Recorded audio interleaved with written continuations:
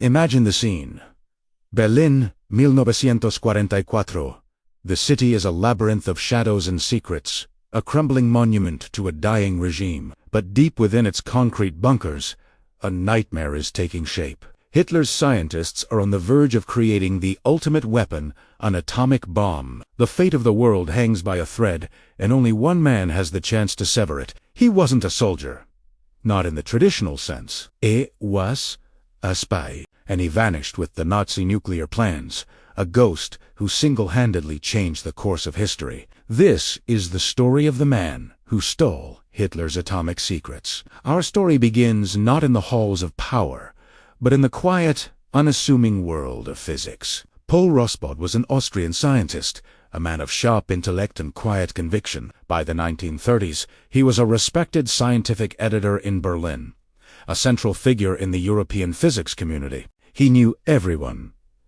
Niels Bohr, Lise Meitner, Otto Hahn, the very minds who would first split the atom. But as the Nazi Party rose, casting a dark shadow over Germany, Rosbaud saw the perversion of science. He saw his Jewish colleagues dismissed, persecuted, and forced to flee.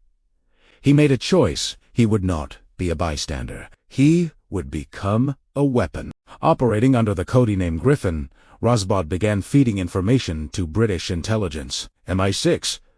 He was a master of the game. He used his position as an editor to travel, to meet with scientists across the continent, all under the guise of professional work. He was a trusted friend to Germany's top physicists, including those leading the Uranium Club, the Nazi nuclear research program. They confided in him, sharing their progress, their frustrations, their breakthroughs. They had no idea they were speaking to their most dangerous enemy. The Uranium Club was a collection of Germany's finest scientific minds, led by the Nobel laureate Werner Heisenberg. On paper, they had a significant head start on the Allies. They had the scientists, they had the resources, and they had the will of a desperate regime pushing them forward. Their goal was simple and terrifying: to harness the power of nuclear fission and build a bomb that would ensure a 1,000-year Reich. The world held its breath. If the Nazis got the bomb first, the war was over. Freedom would be extinguished. Rosbaud was the Allies' only real window into this clandestine project. His reports were a lifeline. He would scribble notes on tiny pieces of paper, pass coded messages through neutral embassies, and meet his handlers in the dead of night. Every action was a dance with death. The Gestapo, Hitler's secret police, were everywhere. Their methods were brutal. Their reach seemingly infinite. One slip, one overheard conversation, one misplaced document, and Rosbaud would face certain torture and execution. The tension was suffocating. He lived a double life, a phantom moving through a world of paranoia and fear, where every friendly face could mask a traitor. Through his network, Rosbaud learned critical details. He confirmed that the Germans were struggling to produce enough enriched uranium. He discovered they had chosen heavy water rather than the more efficient graphite as a moderator for their nuclear reactor crucial, and ultimately fatal, flaw in their design. He detailed their experimental reactor designs, their failed tests, and the internal rivalries that were crippling their progress. This information was pure gold. It allowed the Allies to focus their own efforts and, more importantly, to launch targeted attacks. One of the most dramatic chapters in this secret war was the Allied campaign against Germany's heavy water production.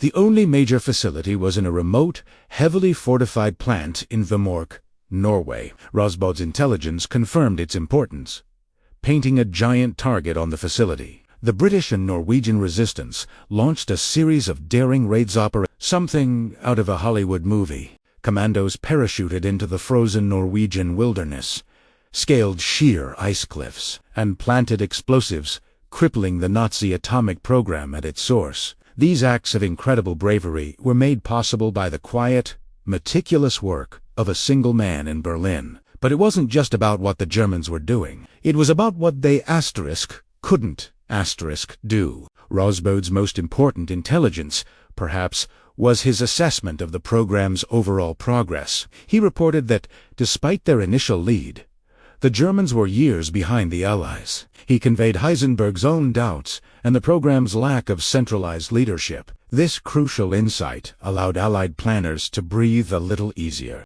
It gave them confidence that their own Manhattan Project, racing against the clock in the deserts of New Mexico, was on the right track and, crucially, ahead. It shifted the balance of fear. As the war neared its end, with the Red Army closing in on Berlin, Rosbaud's mission entered its most dangerous phase. He had to ensure that the secrets of the Uranium Club and its top scientists did not fall into Soviet hands. He orchestrated the escape of key figures and secured troves of documents. In the final, chaotic days of the Reich, as the city burned around him, Paul Rosbaud organized one last, audacious act.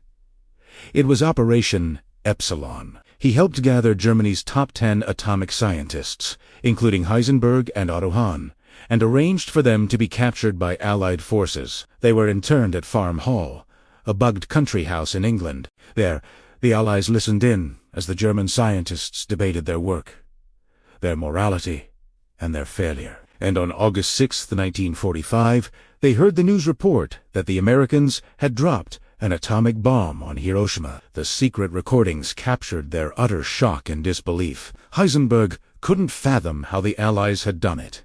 They had failed. The Griffin had won. In the aftermath of the war, Paul Rosbaud's story, like the man himself, faded back into the shadows. He moved to England and continued his work as a scientific publisher, never speaking of his contribution was buried in classified files for decades. He wasn't a soldier who stormed a beach or a pilot who won a dogfight. His battlefield was the mind. His weapons were whispers and secrets. He was a quiet, intellectual man who, armed with courage and conviction, faced down a terrifying regime and tipped the scales of the Second World War. He was the spy who stole Hitler's atomic secrets, the invisible hero who saved the world from a nuclear nightmare. Thank you so much for watching. The quiet heroes of history often have the most incredible stories. If you found this journey into the shadows of espionage as fascinating as I did, please hit that like button and subscribe for more hidden histories. Let me know in the comments what other secret stories you'd like to see uncovered. Until next time, stay curious.